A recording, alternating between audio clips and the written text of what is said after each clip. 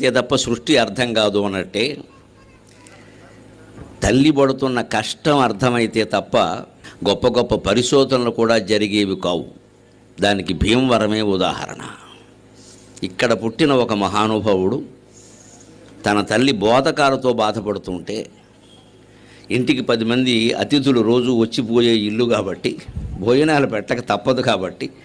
అప్పట్లో వంట మనుషులు క్యాటరింగ్లు ఏమీ లేవు కాబట్టి, ఆవిడే స్వయంగా వంట చేయాలి కాబట్టి, ఉన్నా లేకపోయినా అతిథికి పెట్టడం మర్యాద కాబట్టి, తండ్రి ఎక్కడి నుంచో